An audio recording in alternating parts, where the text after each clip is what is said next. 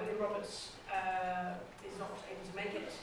But first up, we have Justin Matthews. That's why I lose my thing.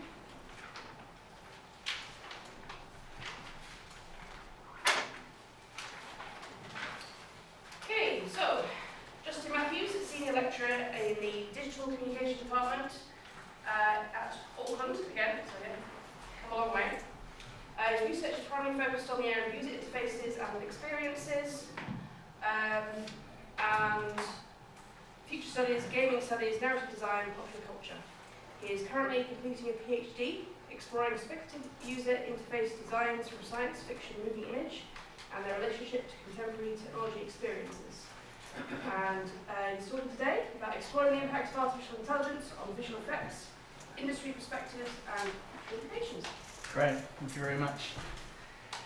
Welcome everyone. Today I wanted to take you through some, we're calling it a pilot study. It's sort of quite green research at the moment, where we are exploring the effect of where artificial intelligence, particularly the generative components, are being pulled into the visual effects industry.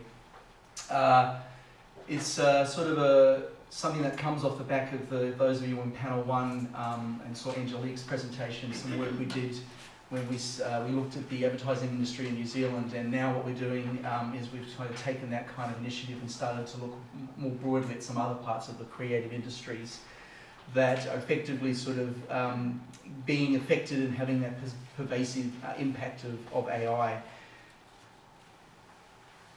So, I mean, a lot of you are involved in creative industries or you're connected to it, so I won't go too much into this, but the reality is that, interestingly, I think for the nature of AI is that it seems to have created a situation where we thought it would get rid of all the menial tasks, but it's actually jumped in and suddenly been a challenge and an interesting space for actually creative industries and the nature of what it does for creative spaces. Challenging us in ways where suddenly it's able to do things in a creative space that we didn't think it was necessarily going to be able to be very effective at. So this is creating, obviously, reasons for even while we're meeting and catching up, what does it mean for the creative industries when we start seeing effectively machine intelligences intersecting into spaces that we thought were very much of a human-only capacity.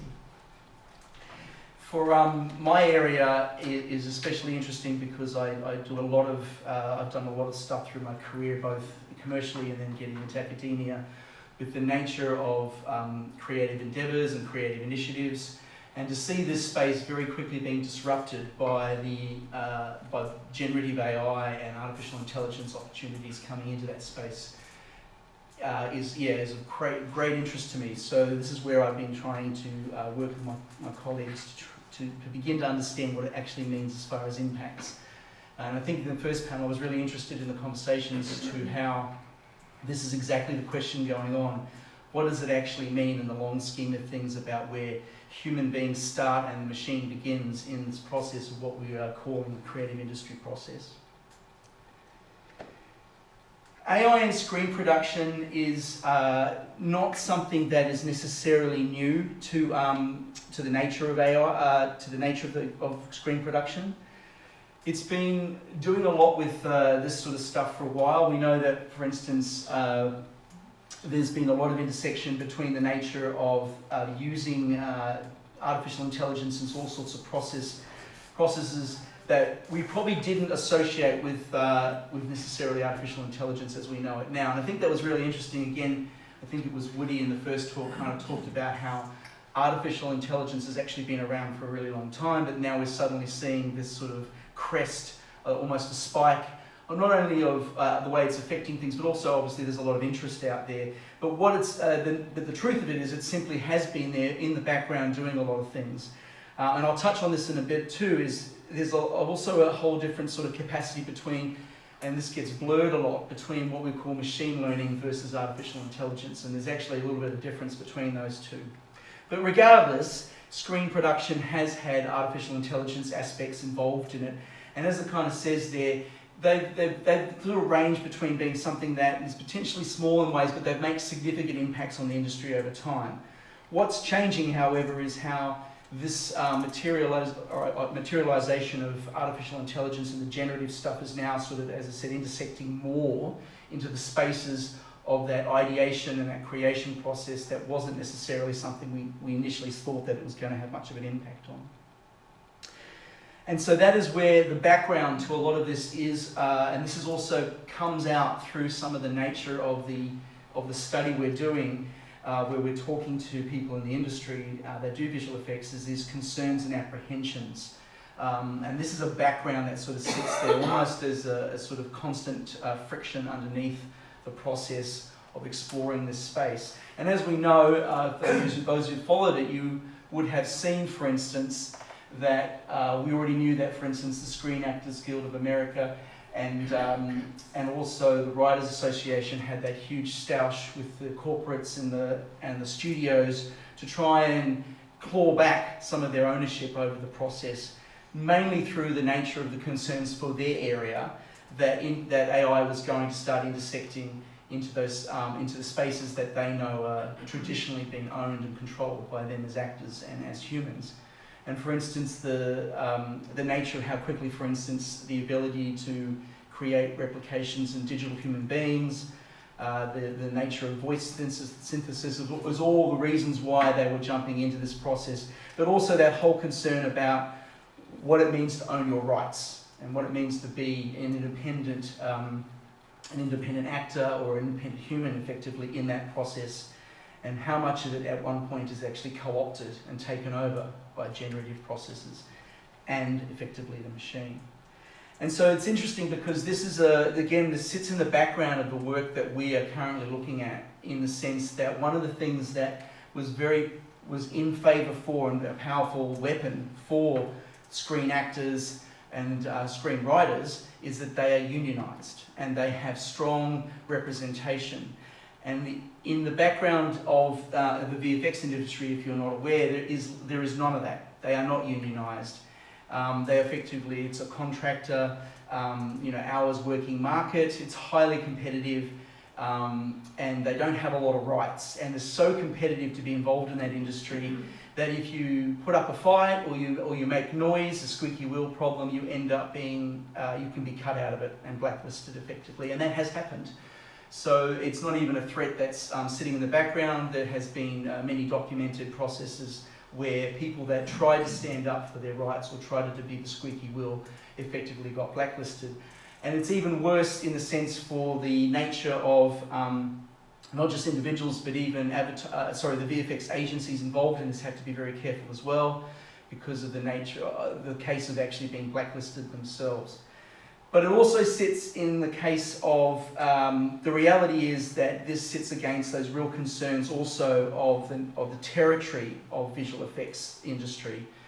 There's a really great documented case of the company that created this visual effects for The Life of Pi, and they actually won the Oscar award, but had gone out of business because they, one of the things that happens in the visual effects industry being so competitive is that they do these fixed term contracts that are fixed priced.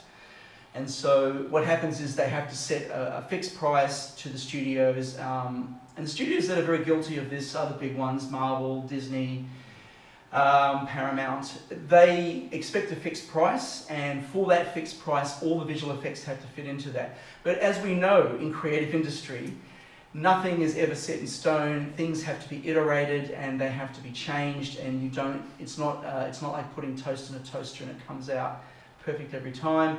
You have to work this process through. And this creates real dangers for the nature of fixed pricing, because the studios demand more and more changes. And that's what actually happened on The Life of Pi, is they had a fixed term for what they thought they could achieve, but there was so many iterations and so many changes through that process that it effectively put them out of business, even though they created very, very successful visual effects. So I just set that up because this is often the nature of the tone that we are seeing as we've interviewed visual effects artists in the background and what's going on. As I said, the visual effects industry is Well, yeah, I've sort of covered that. That basically the visual effects industry is in a very precarious position right now because of that very high friction between the demands of what studios want out of visual effects agencies. That we know visual effects have only become more and more dominating in films, and the need for creating visual effects is there. And you would think that that potentially would be a sort of golden era for the visual effects agencies involved, because the nature of, especially right now, film is very much dominated by these big blockbuster sort of superhero films, which effectively require, or that and a lot of science fiction is being made, require these abilities to produce high visual effects. But that isn't actually the case of it. It only takes a cursory kind of search on Google to see that the visual effects industry is in a lot of problems right now because of that friction and that nature I was telling you around with the fixed pricing expectations, the lack of unionization, and so they're sort of at the behest of these studios. And so it's creating a lot of challenges in the ability to be able to produce materials for these huge movies, but do it in a way that actually creates profitability.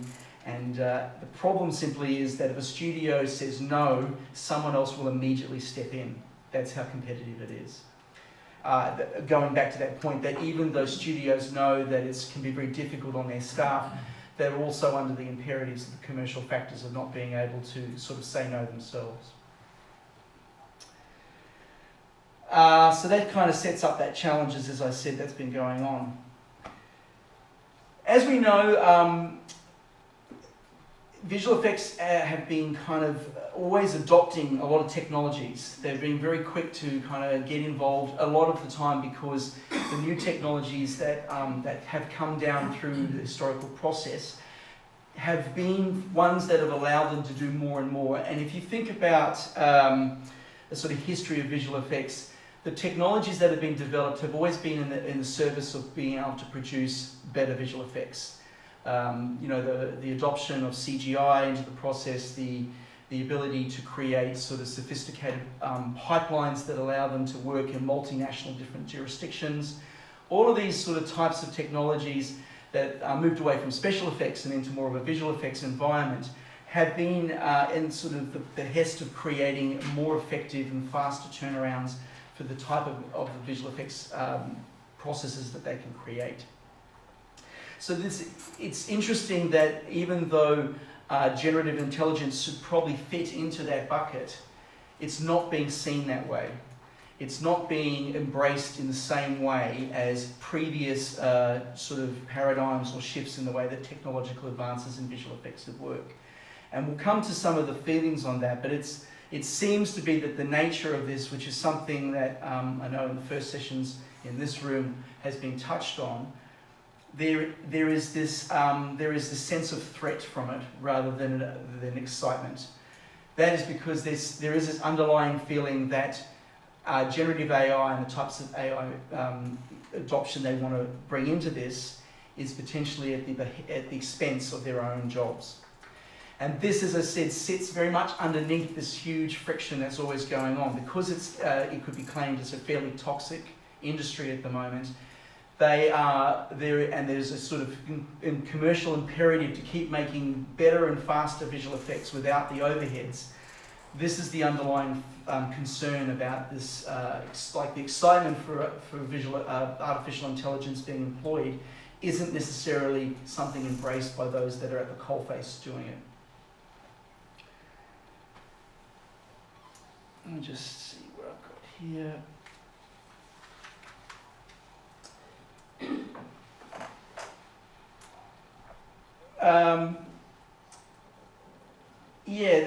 The stuff that's been done previously, like these massive adoptions of things like the de-aging technologies, virtual production.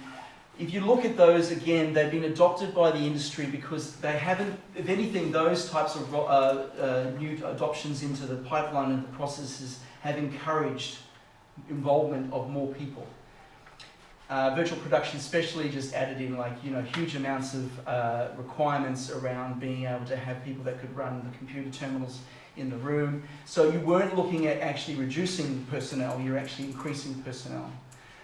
Again, great for those that are in the coalface of trying to find work, but the industry itself, which is always trying to find that sharpening of the pencil and trying to reduce costs, they're not something so welcoming to them, even though those technologies have been very powerful in creating amazing story and changing the nature of how storytelling can potentially be done.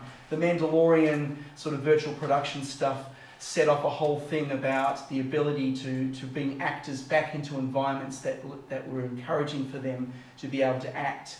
And again, there's been a lot of documentation about actors finding green screen spaces so sterile that it sort of sucks the life out of their energy, of their ability to engage in the acting process.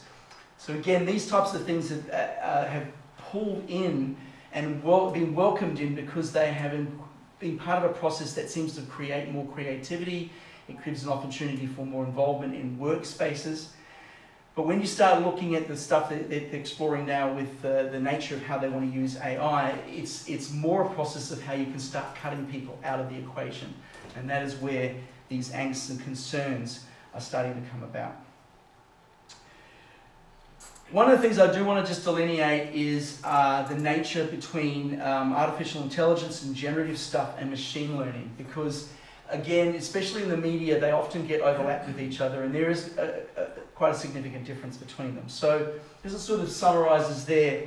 Machine learning is generally a subfield of artificial intelligence where you're getting algorithms and you're creating models that are learning very specific types of outputs. So the ability, for instance, to produce a certain type of pattern data, like for instance, a great one for machine learning would be fluids and using machine learning data to try and create really realistic ocean experiences or the way fluids move. Again, the industry doesn't see this problematically because that stuff helps them be able to produce better effective outputs. Where it starts changing is when you start looking at the more broadly idea of AI, which is where it says here, which I highlighted, enabling computers to mimic human behavior. And I think that sums up again this friction that's sitting underneath it, is that you're moving from tools and functionalities that are able to enhance the creative process to a space where you are saying, actually, we can start to mimic what you would normally do and replace you. Well, that's the underlying thing, that we may be able to replace you. Okay, so where does that sit with this research? What we've been looking to try and do is, this is a longitudinal study that we're trying to set up. So as I said, it's fairly green at the moment. We've done 10 interviews so far that we've completed, talking to a range of visual effects artists that are kind of global. We've talked to everyone from India, Europe, America, and these are people that are at the front lines. So they've worked on these large projects that are involved with Disney and Marvel, and so they've basically got this front. They've got the front seat effectively to the nature of how visual effects is happening, but also what's being done as far as the capacities for bringing artificial intelligence into the process. And as I said, we want to do this trying longitudinally. We have a 3-year ethics approval, so we're going to try and, we're basically going to keep feeding our pipeline to keep pulling in and even revisiting potentially interviewed subjects over the next 3 years, because as we know, this is such a changing area that we wanted to see how we want to try and research how the impressions of AI is going to change over time. Because without a doubt, it is going to affect this industry, but it's unclear exactly what that is as far as where it will sit. It's a very simple situation of semi-structured interviews that they run for about 30 to 50 minutes. And then, of course, we take that material and we do a qualitative analysis with it. Interestingly, we've developed our own AI approach to this rather than just the more traditional approach of using AI to actually try and generate the synthesis of qualitative data for us, so that we are able to kind of pull this into a larger thing. We're effectively building a little data field of all of the sort of material that the AI can sort of produce for us as a sort of data grid that we can, as a team, interrogate. And we've even pushed it into its own GPT sometimes, so that we can sort of effectively turn our research into a bot to question and ask it questions, which has been a very interesting process to be able to extract even more information that normally you wouldn't necessarily see. So that's been sort of we found that quite an innovative process. Having done quite a lot of thematic analysis, and my colleague Angelique having done a lot, we found this quite an interesting process to create this data field that allows you to sort of interpret your data in ways that you aren't necessarily, I would argue, can do as easily sometimes with traditional thematic analysis processes. But what that's done is it's allowed us to start driving out these sort of themes that we are hoping, obviously, as we keep feeding it more data from interviews, that we can sort of refine. However, at this point, we've got 3 key themes that we have been able to pull out from just those 10. And they basically cover sort of, in a way, some expected spaces, but again, in the nature of how things are changing, it's interesting. It'll be interesting to see what they say. So the first one is a synergy of the AI and the human creativity. So this is an exploration about how they have found their experience with AI and working in a collaborative nature. The second one is, of course, something, again, a lot of you are probably across, which is that AI and the legal landscape of that is precarious, and that plays a lot into the nature of the way that this is being adopted in the industry. And then the last one is the hurdles, which is effectively the friction, the issues around how AI can be integrated and pulled into visual effects. So this first one, as I said, is effectively the impact of AI on the VFX industry as far as what it means in that creative challenge of being able to do both working with it, but also those efficiency gains that potentially can come out of it. And what we've found is that it sort of covers 4 sort of sub-theme areas. The first one is it's really great at automating repetitive tasks, and this is something, again, that the industry is quite happy with, because in visual effects there are whole sectors of stuff that you have to do that require a lot of repetitiveness. For instance, you may not be aware, but most of the superhero films that you see, they go through massive amounts of what's called rotoscoping. So you would think that would generally be like beautiful green screen, and they can just do, if you know anything about green screen, they can just swap it out, obviously, and that's done. But actually, most of those films get sent to the industry, indie industry, and they get rotoscoped frame by frame by frame, just so they can create effective visual effects.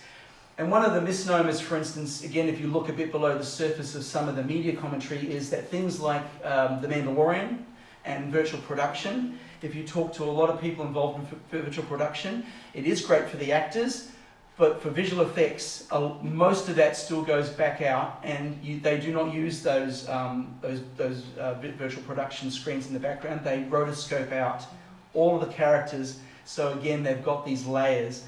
So this is where this stuff actually starts to play into it. They love it. They love the idea that they don't have to sit there and to do these sort of really tiresome automatic tasks. So things like AI being used in rotoscoping and being able to extract out elements very, very quickly is something that they enjoy, because, as it says in the quote there, the creative side, the reason they got into the industry, quite frankly, was the thing that gives them the power to get back into that rather than these sort of tedious tasks. Another one that they love here is this ability, is this sort of creative buddy idea, because they are able to use the tool in certain ways that lets them, gives them sort of visual inspiration and creates and sparks ideas that they not necessarily potentially would have thought of. And I think this was talked about by Angelique in one of the presentations in the first panel. The kind of happy accident idea can come out of this, and that often is something that can be very powerful when you get these sort of happy accidents. And AI, especially for the way that some of the feelings for them are, is that it does do these sort of happy accidents and gives us sort of visual inspiration. But as it should be said there, they really don't want it to be felt like something that's replacing them. It's really a complement to who they are in the process. And they see themselves, and this is a constant theme just generally as well, it's always them in partnership with the machine and not being replaced by it.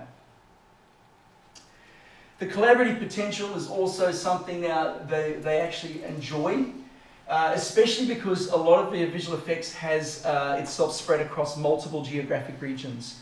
And so the ability for this stuff to be able to be pulled back and forth into different things is really effective because the AI can help reduce some of that creative, that sort of friction that goes on when you're handing off between different territories. But they do say you've got to be careful of losing yourself in this process. And that's, again, this idea that if the tools, using the tools to such an extent that you are effectively losing the human element in the process, and you're going to this sort of lowest common denominator experience. The next one is a lot more obvious, and that is simply the fact that because we know that there is a lot of black box involved in generative AI, that in the industry especially for VFX business companies, they are very concerned about who actually owns or how that potential creativity is produced, because they don't know where it's coming from. So again, intellectual property rights are a huge concern. And a lot of them said that even though there are some tools they would really love to use, the company won't let them, simply because they don't know where that material is coming from as far as the generative AI components are.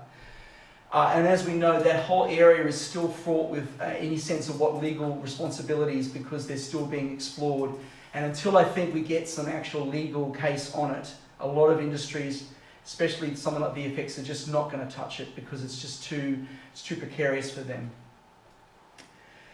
The other thing was, the other interesting one here was that AI tools don't mesh very nicely with currently established pipelines. So the industry has these very sophisticated but very established pipelines of how work is pushed through from beginning to end as the sausage is made effectively. And what they've said is that when they have tried to look to bring AI tools into this, it just breaks things. And this is a maturity thing. I think that this is, again, something that could change. But right now, even if they wanted to bring AI tools into it, it's too much overhead to change the pipeline to be able to do it. And so they don't. Because, again, time is money. It's a competitive industry, fixed term pricing. They don't have time to go ahead and spend a huge amount of energy trying to create a new process that may not work. Data security, this is just that thing, again, that's playing in the background with everything to do with generative AI, but where is the data going that potentially is being used by the AI? Sometimes things still get pushed off into cloud spaces to get done. What is the story with that? And again, in this industry where secrecy and the sensitivity of the properties and the IP, again, it's not something worth the risk to have that somehow get captured or misused in some way. So again, they're just not going to, them plus the companies are just not going to touch it. And then of course, the legal implications, which I've touched on, which is the idea that we don't know yet how this whole area is going to be carved up as far as responsibilities on those legal implications. And the last one area was effectively the hurdles, the sort of frictions and issues. The technological readiness, as I said, these tools do not play very nicely with existing production-ready processes, so it's not something they have time to try and fix. And in fact, we had one of our interviewers say that they also, because of the nature of the business, don't even have time to do the research and development to try and build that stuff yet. I think it's going to take the kind of nature of this process in visual effects where the budgets have to be big enough that they can experiment and then they can go and do it, which is stuff we saw with things like Lord of the Rings and stuff where they were able to experiment. But right now, there's nothing that they can use that's effectively can go straight into their pipelines. And that's part of what the second one is there with integration and complexity. Because no one's been able to develop anything that's out there, it doesn't fit the pipeline. It's going to require the industry to do its own building. And as I said, this is kind of where it's this catch-22. They're not going to touch it because of all those other issues I talked about. Who owns the rights to data, data integrity, concerns about how the models are trained. One thing they did say, which was really interesting, was that even though they are concerned about it for displacing their jobs, they still feel you have to be there. You have to learn it. You cannot ignore it. And again, this was something we saw in another research piece that Angelique and I did, which was with, she talked about in the first panel, which was advertising agencies. It's interesting that in this creative industry space, there seems to be this tone of we're worried about potentially what it's going to do for us, but at the same time we can't ignore it. And we have to be there and you have to be learning it. And that's the same thing we're getting from this as well, where they're going, and not only do they have to learn it, they are saying that people that are coming out of coming into the industry, they need to know this stuff, because whatever is going to be changing, you have to be across effectively what it means and how it's potentially going to be used. And this was a really, final one was a really interesting one here, which was this concern that, and this goes to what I was just saying about having these tools actually made to fit in pipelines. It cannot be done without huge cost spending of money and giving the time to it. So there's a concern that you're actually going to create an even more toxic environment for the VFX industry, because the small players cannot afford to build these tools. The big players can. They get stuff done more efficiently, which means they get the jobs done more efficiently, and it could effectively kill off smaller studios because they're not able to integrate these tools effectively into pipelines. And that's really important, because right now a lot of the tools that are out there that create these pipelines are very common. So you're able to build these and pull these into, if you're a small visual effects agency. But these potential newer tools, the AI technologies, may well only be something that can be developed by the big players. And so, as I said, for right now, what we're trying to do is keep pulling in more data so we can continue to refine this, and we can start to get a real sense of not only the current opinion, but as I said, longitudinally the change. However, I really like to end with this quote, which is, the maximum benefit from AI can be derived when it augments rather than replaces human creativity. And I feel like, again, from work we've done with our advertising agencies and the same sort of thing we're getting here, but also even from the first panel, I got this whole tone that this is almost like a theme, where I feel like the value really comes from ways of augmenting and working with it rather than looking to completely replace ourselves. Thank you very much. So thank you so much. It's wonderful to see. I was talking to Zé. Since the beginning that we have here some resembles, although we worked on a different, not in, well, your specific one, but with the audiovisual sector, and namely with one production house. And we had this opportunity, and I think that we all, well, the three of us share this idea of how academia can work really directly with the market and how we can contribute to the development of some sectors. So that's why we are, although we have some administrative tasks, and this was sort of, as you were talking, we also are really enthusiastic about this. So, well, like Portugal, because we are Portuguese, of course.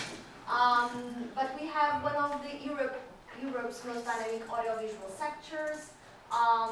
We have a lot of investment in telenovela, so telenovela is a long format,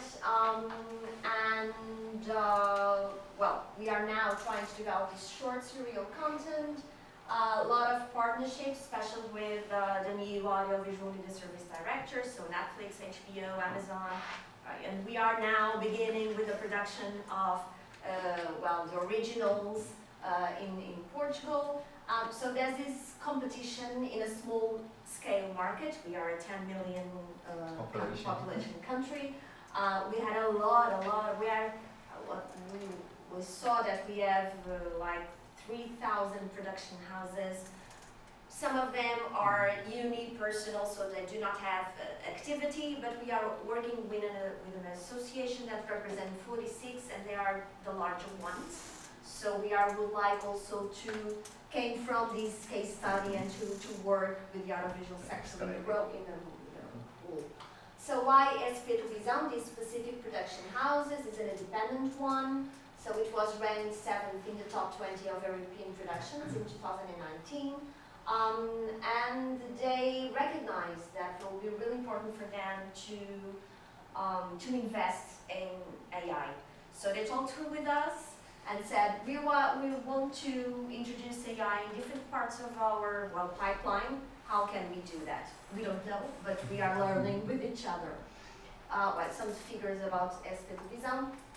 So we started, this is a two-part project.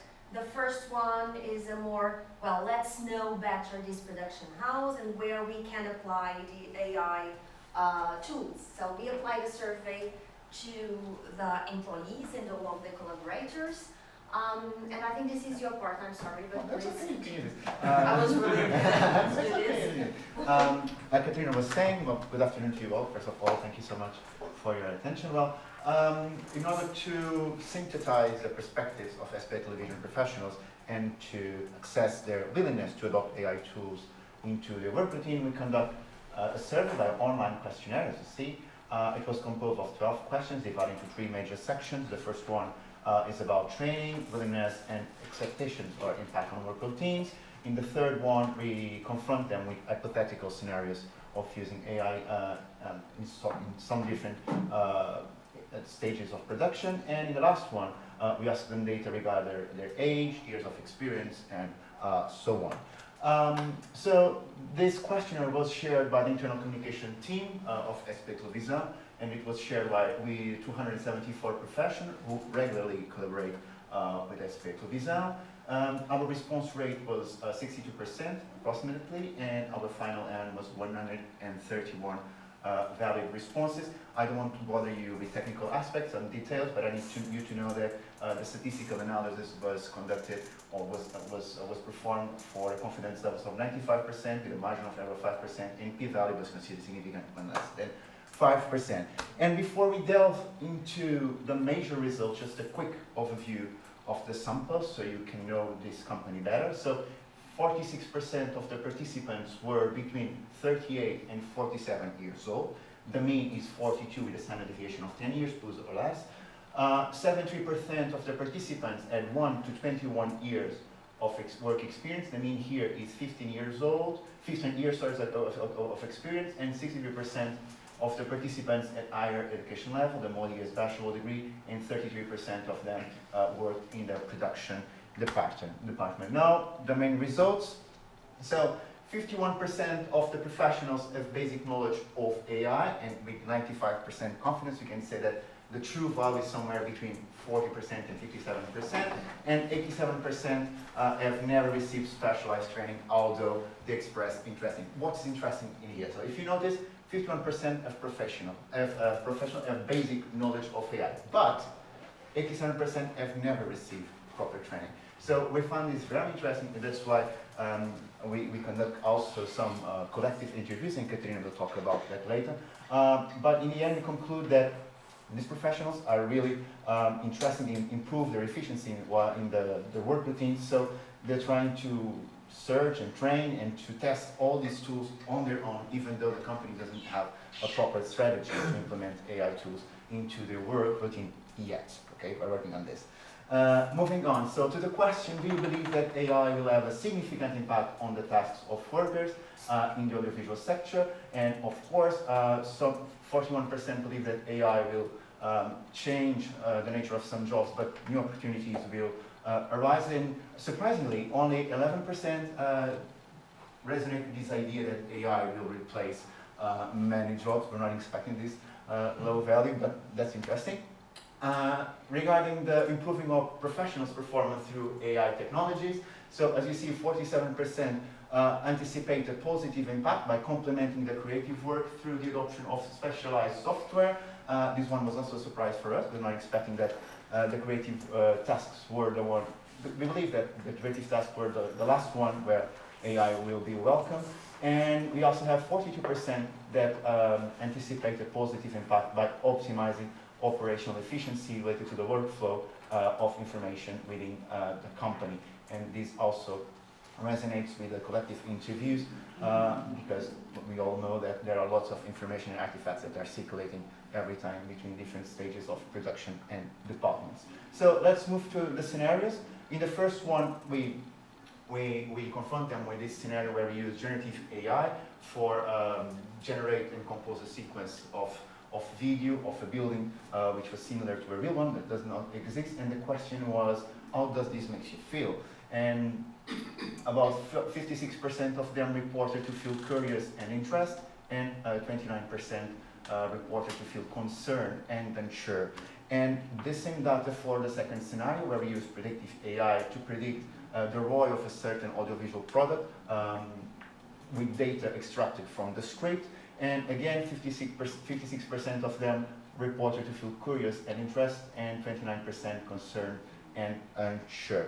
But now, when you confront them with this idea of using recommender systems to recommend the cast for a certain audiovisual content, now the ones who feel curious interest decreased from 56 to 49%, and the ones who feel concerned and unsure increased from 29 to 32%. And we also found a significant association between the years of experience and the reported emotion. So in other words, what it means is professionals with more years of experience are those who are more likely to feel curious and interested, while those with few years of experience are more likely to feel concerned and unsure. And this is very interesting. Yes, we thought that could be other way around. Exactly.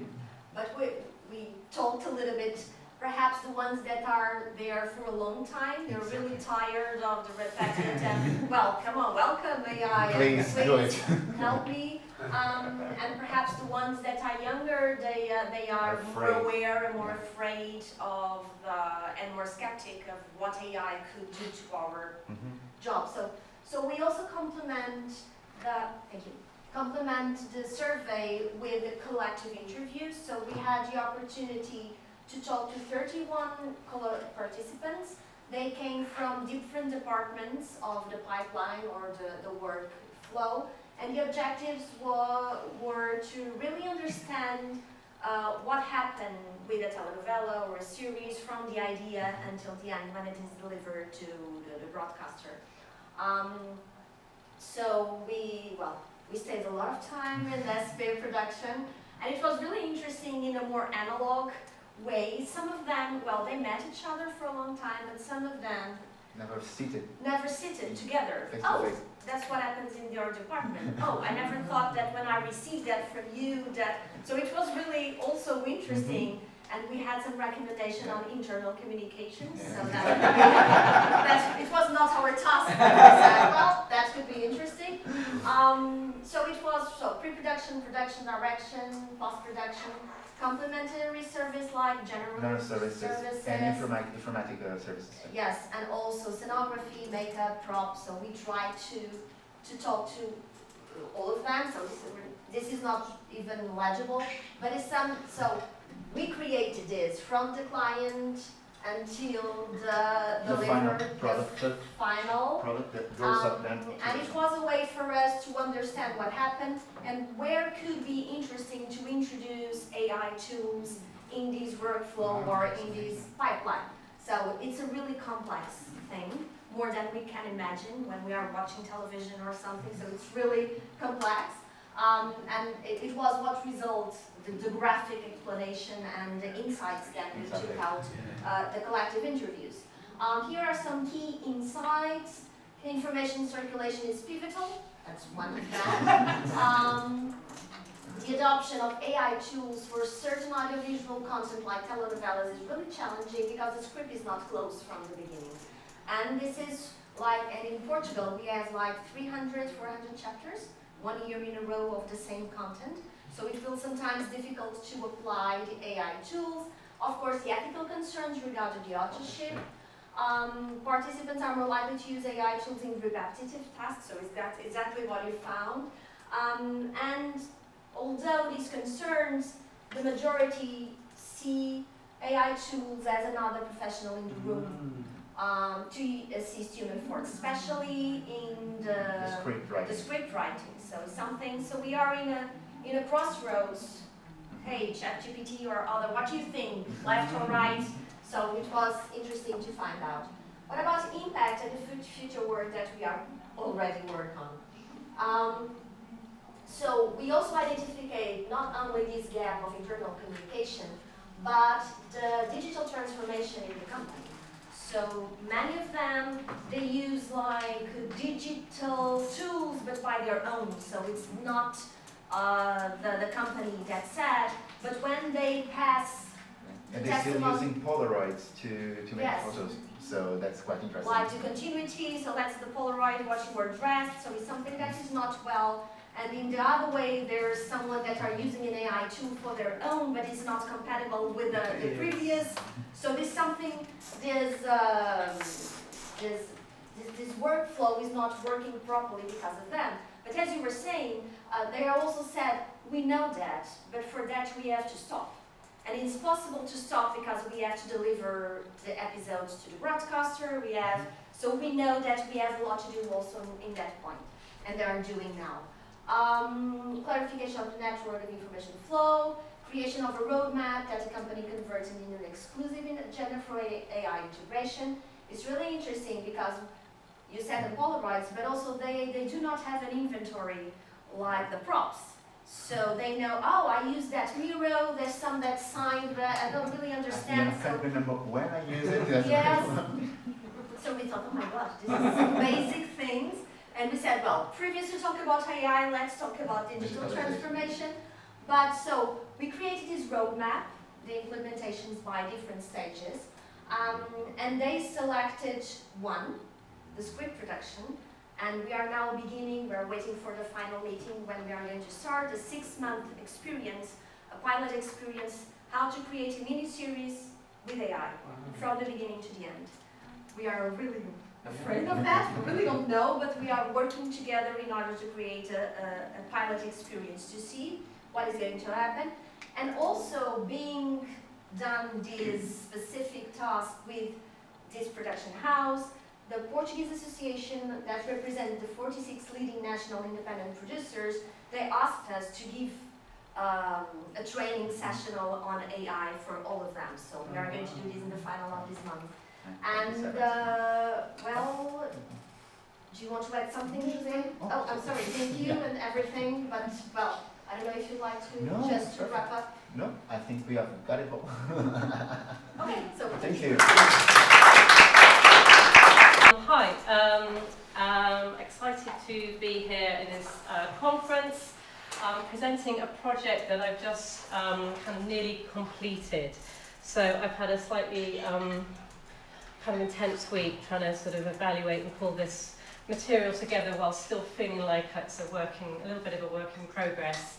Apologies if it feels like I've kind of thrown everything but the kitchen sink at this presentation. I might have to sort of like sneakily kind of skip over some elements, but it's quite hard to sort of, for me to sort of focus on what was perhaps going to be most interesting or relevant for this particular conference. But creative human-machine collaboration, co-creating with AI in a new film production context of care. So this is from this morning's presentation, and what I've heard just now is lots of familiar and similar ideas and reflections on that process between working collaboratively with AI and seeing it very much as an assistant, as a tool for creativity.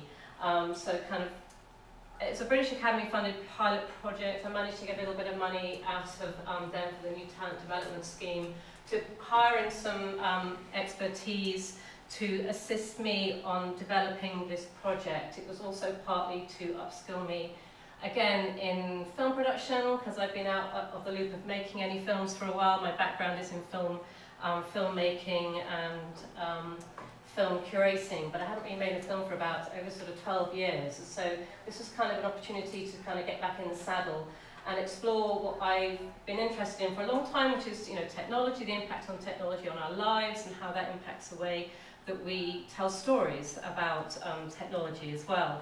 So there's that kind of reflexivity in there. The primary aim was to explore screenwriting specifically, so using AI tools to work with developing contemporary realist drama. So that was the kind of the main aim. The secondary aim was to see how I might be able to bring in AI tools into the production side of things. So thinking about the impact that it might have on performance, on direction, potential for using AI-generated images in the production, and also with regards to soundtrack and music composition.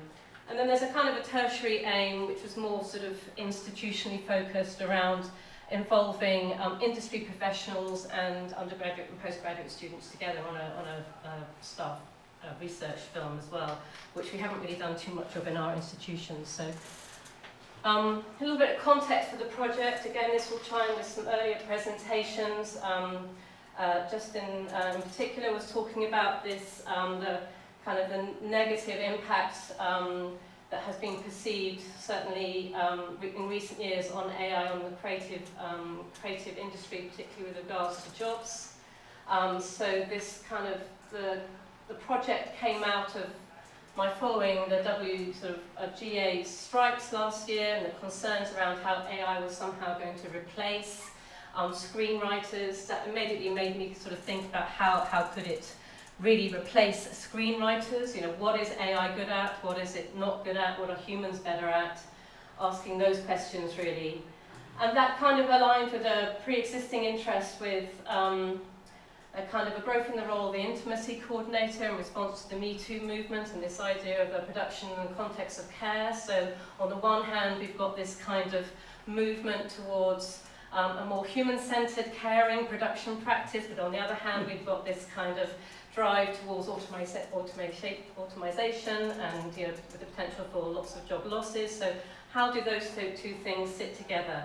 And slightly ambitiously, I thought my little project might sort of explore that space. It has kind of, but probably not as much as I initially thought it might. These are my three main research questions. Again, I feel like I haven't really managed to really have time to explore the second two quite so much, but the first one, I definitely feel like I've learnt something to offer the world on that front, which I'll go into a little bit of detail in this brief overview. So how can AI write intimate human-centered dramas when it has not had the human interaction that lent the words meaning? So, you know, this kind of the phrasing for that particular, you know, question of like AI doesn't have emotion, it's not embodied, hasn't got access to direct sensory experience, so how can it possibly come up with, you know, original, insightful, moving, engaging, kind of dramatic scenarios for other humans to connect with. So this comes from this sort of, you know, cognitive science. Obviously, you know, the whole history of AI is around, sort of centered around cognitive science and computer science is trying to understand how human brains work and kind of match the processes of the human brain. So I was interested in kind of looking at that space. I've got a couple of the other two research questions. This is more sort of around the actual film production. How can we creatively integrate AI technology with film practice within the new film production context of care? And what are the aesthetic and ethical implications of these emerging human-machine collaborations for film practice? I don't really feel like I've got to that kind of conclusion yet, but I think I need a little bit more time to reflect on what I've done for that. I've got some ideas and papers might be forthcoming, but we'll see. So this is kind of a bullet point summary of the kind of the key points that I was really trying to address with this production, this short fiction research film. So it's exploring how you can construct a digital intimate film screen space. So not only writing a short drama that used AI tools, but was also reflecting on the role of AI in our lives, particularly the lives of young people. So looking at how our contemporary relationship with technology and its capacity to assist humans in relationships, and specifically, you know, the question of love and how, you know, the most messiest of human emotions, the one that's potentially most escapable of kind of AI, kind of, I don't know, you know, can AI kind of deal with that anyway? Can it be advise us in the way that another human being who's been through certain experiences can advise us? You know, the aim was to sort of foster a better understanding of our increasing codependence on technology, and particularly for young people. I think it has often been my focus in my research, looking at the impact of technology on young people. My PhD was, which I only completed a couple of years ago, was a creative writing project. I wrote a novel for young adults, which was looking at the way and an investigation into how the languages and practices of social media have been used as narrative strategies within kind of fiction. So this kind of, you can see how these kind of ideas have sort of fed on from that, but applying it to kind of filmmaking. So I was interested in obviously developing a new approach to screenwriting methodology using AI tools, perhaps taking out some of the sort of the slightly bit boring bits, which sometimes I feel like the plotting is the kind of the boring bits. Plotting is important, structure's important. Sometimes coming out with particular details that you might need for a scene. I could see how AI might be useful, but I felt like it wasn't ever going to deliver something, you know, really that was going to be particularly moving or effective or original. I think for numerous, I've got a kind of a closer analysis of the reasons why I think that is a little bit later on, but I don't really have time to go into it in too much depth. And then on the film production side of it, I was also looking at how to use AI in terms of cinematography, sound design, and performance. So thinking about how to design those elements in a way that not just constructed and commented on the narrative, but how somehow reconstructed that digital intimate space, and how that's created when we turn to synthetic intelligence for personal advice. So, you know, we all spend a lot of time on our own, staring at our screens, you know, searching the web, asking questions, chatting to our nearest and dearest. I was sort of interested in that sort of our blue glow kind of lives, and representing that in a short. So a couple of notes around methodology.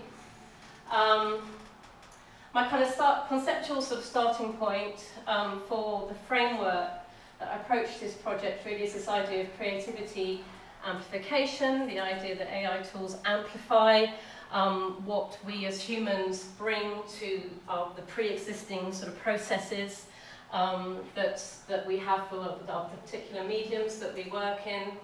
This is an idea that Linda Clark, up in Edinburgh, she wrote a paper in 2022, I've been following her work for a while. She came up with this idea, it seemed to chime with me very strongly. I got some funding to bring her down to ARU in Cambridge as well and do some workshops with students and staff there, and she gave a talk about this too. So it's about thinking differently about AI, trying to think of it as not the enemy, sort of in contrary to the kind of the alarmist responses from last summer, I guess, from the Writers Guild. Not saying that those weren't entirely valid, you know, with the resources of the studio system that they have to kind of work with. But at the same time, it's like, I really wanted this project to highlight what is unique about what humans can offer, I suppose, in terms of these processes of creativity, and perhaps maybe allay some fears around, you know, AI replacing us all for the stuff that we like most to do, which is making things. So we're all familiar with this, the doom kind of scrolling prophecies from various kind of quarters. But there is a growing body of more positive thinking around thinking of AI as an alternative intelligence. James Brittle's book Ways of Being I found particularly fascinating, is looking at, you know, non-human forms of intelligence, including animals and plants, and what we can hope to learn from those different perspectives on things. So, and then Reid Hoffman as well is an early sort of prototype of AI as an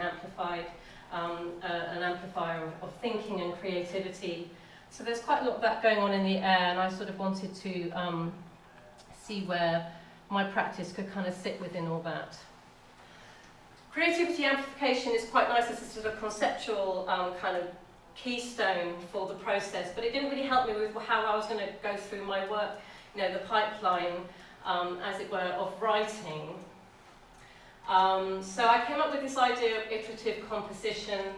The word iterative has come up quite a bit already in terms of creative practice and working with AI tools, that thing of, like, you know, putting in a prompt, seeing what comes out, tweaking it again, putting it back in, rewriting the prompt, tweaking it again, you know, throwing a whole bunch of stuff out. I don't like the fact that it's so verbose, AI. You get so much material and you just feel like, oh, shut up, that's just what I wanted a little bit. You know, you have to, I find that quite frustrating, that you're finding yourself, giving yourself more work to do because you're wading through, particularly with text, you know, wading through reams of material that you really have no interest in using. So I kind of planned to use a couple of tools where I could kind of train generative models, but they didn't prove to be very successful. This is the GPT-2 text generating model, which you can find on Collab Notebook, and Dramaton, which was a DeepMind project, which after numerous attempts to try to get that working, discovered that it actually wasn't available in my region, so I couldn't use that.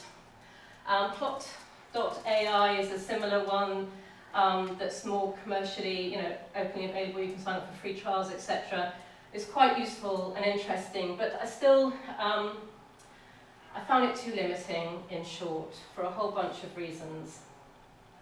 So I ended up using kind of GPT-4, Claude, Gemini, and a couple of chatbots as well with Chai AI and Snapchat AI Assistant. I've found that they afforded me more creative scope. These I found quite prescriptive in terms of their, the softwares are set up to give me specific prompts, which weren't necessarily the questions that I wanted to be asking at that time. So I was very, in a way, I kind of went in with it in a slightly belligerent way, thinking actually I just want to do what I want to do. I want to sort of have an idea for this film project. I'm open and receptive to working with these tools, but I also want it to end up being something that I want to make, that has got some kind of authorial, voice. It's got my voice in it, that has that sort of signature. I didn't want to just, I mean, there are films that have done that have just, handed over the voice or the kind of the narrative storytelling element to AI, and that's fine, and some of those work quite well and some not so much. But I think it's important to know going into working with AI what you want to get out of it. I think that's the main thing. So this ideographic composition, it kind of covers a whole bunch of verbs. The dynamic, it's assembling, it's about collecting, reordering, editing, drafting. It's synergetic, it's synchronistic, it's allowing you to sort of think about other things, ideate in the traditional way, by exposing yourself to range of different materials, listening to different things, reading different things, watching different things, and allowing all that to kind of, go into your consciousness. And that's the fun stuff of making, right? That's the fun point of making things. Who wants to lose that element of it? Certainly not me, and I'm sure none of you do too. So with this first phase of screenwriting, this research question 1, language models are obviously, they're coded, they're kind of closed systems, they're drawing on large, but essentially limited databases, which by their very nature is sort of second-hand material. So as we've already been discussed, it's problematic. They are unembodied, and unlike brains, they have no direct access to sensory information. And the kind of film that I wanted to make was something that was going to be, an intimate, first-person drama following a young person kind of, turning to AI to attract a boy. And it's about those very close and intimate emotions, which, that AI doesn't end up, I think it's really good for writing certain kinds of scripts, but for certain other kinds of scripts, it doesn't really kind of stand up to the job. So, humans, it's unable to generate meaning due to their incapacity to deal with a number of things that humans have evolved to do well, such as abstract thinking. Margaret Bowden writes quite a lot about this, kind of cognitive scientist, understanding metaphor, subtext, and the dramatic potential of absence, and also context. It doesn't really understand context very well, particularly when trying to use it for narrative creation. It is all in the prompt, problems of output or problems of input. That's an Austin Kleon rehash of a Brian Eno oblique strategies kind of card idea that I should have put the credit for. But there's, it's all about the prompt engineering, redefining and evaluating prompts, as many of us have discussed already today. There's a whole industry now, isn't there, for people educating us about how to use AI, which is in itself quite exhausting to sort of trawl through. These are a couple of my kind of top picks, I suppose. I did a lot of refining and working on prompts to try and maybe overly kind of control it, try to get it to do what I wanted it to do, I suppose, rather than I wanted to get certain kind of results, or sort of to test how it could do something like I might want a human writer to write. This is one of my the prompts I'm most proud of in terms of the response I managed to get out of Gemini. Sorry for those at the back who can't see it. So really long, kind of a fairly long, not that long, prompt. You are a award-winning screenwriter, why not? Who wants to write a short experimental drama screenplay that explores the impact of AI on the language and practices of young women navigating first love. Using the story logline, a socially awkward young woman turns to AI to attract a boy, write a short screenplay of 5 pages long, including an intimate scene between the boy and the girl. And Gemini says, I'm a language model and don't have the capacity to help with that. So I quite like that little moment, that little chink of self-consciousness there. I think it was the word intimate that it really kind of struggled with. It sort of was like, it kind of had a little wobble, and it's just like, oh, I don't know what you want me to write, something sort of sexual. I don't know, it understood intimate in a very distinctive way, perhaps, whereas obviously the intimate is on a spectrum, isn't it? It can be, emotional intimacy, physical intimacy, full-on, no sex, it can be the whole range. But it didn't like dealing with that at all, so that's the result I'm most proud of getting out to Okay, so that was my kind of log line that I used in various different ways. I put in kind of stylistic indicators, different kind of characters. I said, give me this story in the style of a Ken Loach film or an Andrea Arnold film, all the kind of the great realist drama heroes of mine. It kind of sort of didn't do much of a difference apart from maybe describe the bedroom that the young woman was in a slightly more gritty way with dirty windows. Maybe there was some paper rolling around outside the window or something. A few sort of contextual, environmental kind of clues, I suppose, that might indicate that we were in a slightly more, in a slightly different world. Otherwise, it all just sounded like something you would see on a Disney Channel, basically.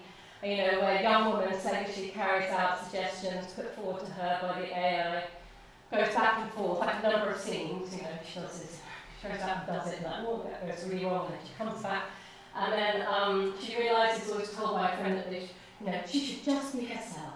That's the moral of the story. Clonk, clank, right at the end, it's just like really, really simple. And in a way, I've kind of got a similar moral to the end of my film, but it's slightly embedded and it's slightly obliquely presented. It's defamiliarised, which I think good storytelling does. Not saying that my story is good storytelling particularly, but I think the idea of that storytelling is about patterns, which may suggest that you think that AI is going to be great at storytelling, because it is, a lot of it is about structure and patterns. But it's also about exploring a theme. And that theme is explored through characterization, through the development of a particular personality and presenting that in a way that feels persuasive and convincing that you can connect to. So that's what I think it really fails on. So I took what I needed from AI and allowed a combination of abstract thinking, personal experience, love of particular cinema genres, social and cultural contexts that I knew the work potentially kind of going into, and practical considerations, of course, because I was hoping to make this film, so you're thinking like, oh my god, I'm not going to be able to shoot here and shoot there, I need to try and limit my locations, I need to limit the number of characters that I have to work with, and I think I need to shoot for 3 days, so I can't do that and that. You've got all those real world considerations, which AI is not so hot on either. I'm going to show you a little, so in the end, rather than using the scenario that it's set up, that I kind of ended up creating a conversation with a chatbot, which I did end up including pretty much verbatim in the finished film, which I want to show you a little clip of now. I'm going to see what Aaron did.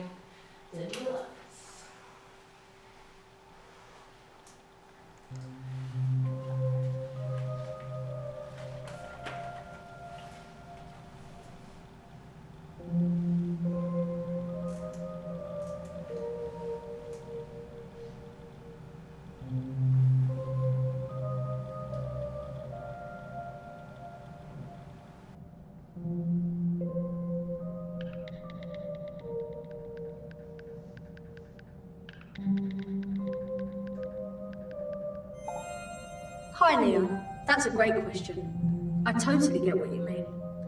Trying to get someone you like to notice you can be nerve-wracking. A good way to get someone you like to notice you is to start a conversation about something you have in common. Can you find something you both like that you can connect on?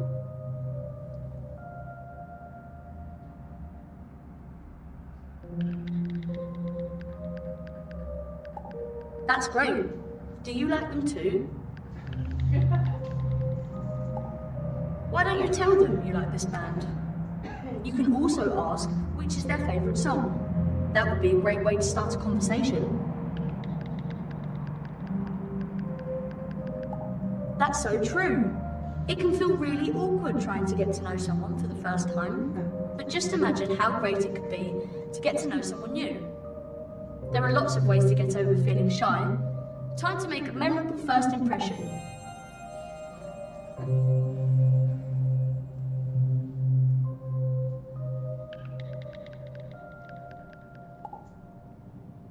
Oh dear.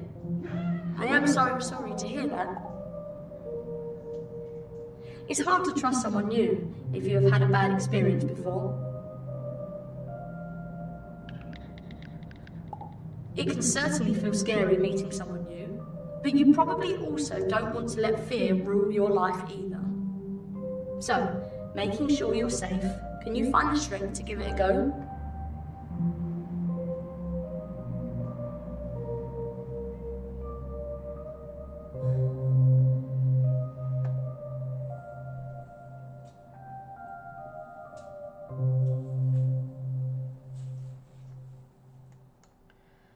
Okay, so as you can see, that is sort of midpoint in the film. You sort of can see that on the timeline. I've forgotten how to do from. How do I get it onto the other screen again? Sorry. Okay. Thank you. So. Drawing on an experimental screenwriting process that included training a GPT model to generate original text from source data. So the kind of title is taken from, so that's the GPT-2 model that you can use on Google Colab. It's very limited though in terms of it just sort of generates a whole dump of material based on original data that you can input. So you have to sort of find some data that's sort of got no, that's sort of Creative Commons. So I was thinking about Cyrano de Bergerac as a conduit of love, as kind of a sort of a parallel to the idea of an AI assistant for love. For a number of reasons I won't go into here.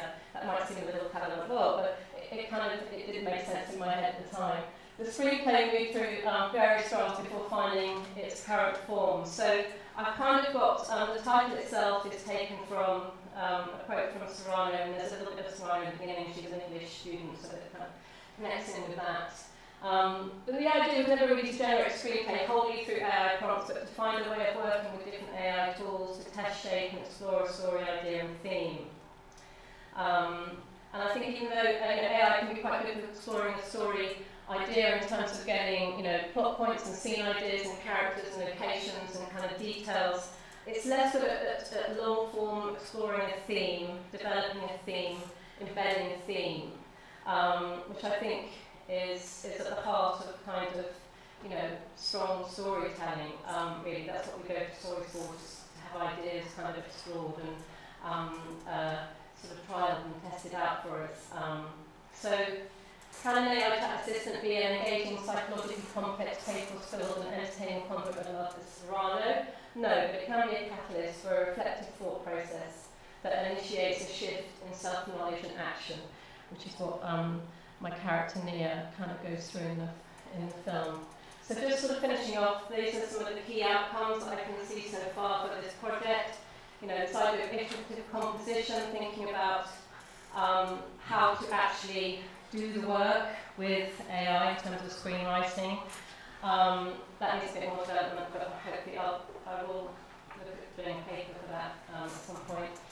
Creativity in AI, so thinking about viewing a range of applications as useful tools. Again, this is a familiar theme in the conference so far, creative amplification or amplified intelligence. and combining that in various different ways with traditional methods of creation.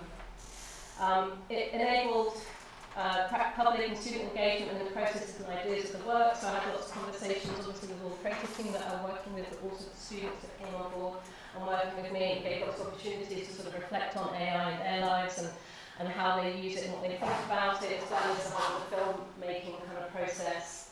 And a number of kind of impacts here.